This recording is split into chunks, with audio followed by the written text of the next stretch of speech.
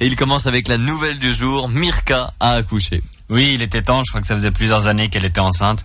Oh. Il faut pas dire accoucher, Jonas, il faut dire mettre bas, parce que c'est plus des naissances chez les Federer, c'est des portées maintenant. Bon, c'est vrai que c'est fou, après les jumelles, les jumeaux. Oui, comme quoi les enfants Federer, c'est comme les Twix et les couilles, ça vient par deux. Oh. Ils s'appellent Lenny et Léo. Donc visiblement ils ont donné naissance à un dessin animé de Walt Disney. C'est quoi les prochains? Bernard et Bianca, Rox et Rookie. Félicitations bien entendu à Roger et Mirka, ou comme on les appelle chez Disney, la pas très belle et le pas du tout clochard.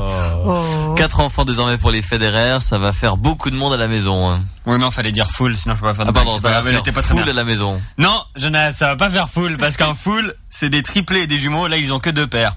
C'était une blague de poker, c'était sans intérêt. 2 filles et 2 garçons, ex-aequo chez les Federer, 2 sexes partout. Tout va se décider au 5e set décisif. Bon, on sait pas s'ils ont prévu d'en faire plus, là ils pourraient s'arrêter là. Ouais, bon en tout cas ils en font plusieurs à la fois, c'est pratique, ça fait rater moins de tournois à Federer, parce qu'il a dû se retirer du tournoi de Madrid, ses fans sont pas très contents. Moi j'ai un pote qui me disait qu'il aurait mieux fait de se retirer il y a 9 mois. Non mais c'est vachement important pour un père d'accompagner la mère dans cette épreuve, de lui tenir la main quand elle crie. Bon, Federer, s'il veut entendre les mêmes bruits, il a qu'à aller voir un match entre Sharapova et Azarenka. En tout cas, il va profiter pour rester aux côtés de Mirka quelques jours. Oui, et assister à ce moment que tous les jeunes papas attendent avec impatience. Le premier mot des enfants. Non, la première fois qu'ils peuvent refaire l'amour à leur femme. Je crois que chez les Federer, on appelle ça les balles neuves. En tennis, toujours, Wawrinka a perdu dès son premier match, c'était à Madrid. Ouais, c'est du sacré leadership pour Stan Wawrinka. C'est bon, Roger, va t'occuper de ta famille, je gère ce tour. Ah merde. Il a perdu contre Dominic Thiem, un nouveau venu, c'est un Autrichien de 20 ans seulement. 20 ans, Jonas, ça nous rajeunit pas. Imagine si nous deux ça nous rajeunit pas, imagine pour Ariane Ferrier et Bernard Pichon, quoi. Il y a 20 ans, Bernard recevait son premier chèque de l'AVS. Il y a 20 ans, Ariane Ferrier accueillait son premier arrière-petit-enfant. Non, à part ça, je me moque, mais ils sont super en forme, c'est vachement impressionnant. Moi aussi, j'ai envie d'avoir la même forme qu'eux quand j'attendrai un âge à 3 chiffres. C'est con.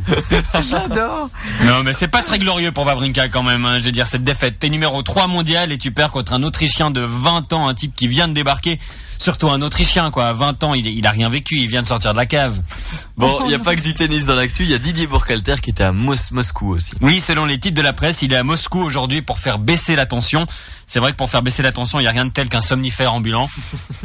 Et puis hier, c'était la demi-finale de l'Eurovision. Vous avez vu peut-être, c'était présenté par Jean-Marc Richard. Ouais, il y a Conchita Wurst, la candidate autrichienne transgenre qui a fait polémique avec ses longs cheveux noirs et sa barbe. Conchita Wurst et Jean-Marc Richard, à eux deux, ils ont la pilosité d'une personne normale. Et une dernière pour la fin. Mauvaise nouvelle au Tessin, un homme s'est coincé le bras dans une grotte pendant une nuit. Bonne nouvelle, Madonna a trouvé un nouveau petit ami. Oh, c'est dégoûtant. Bonne journée sur LFM.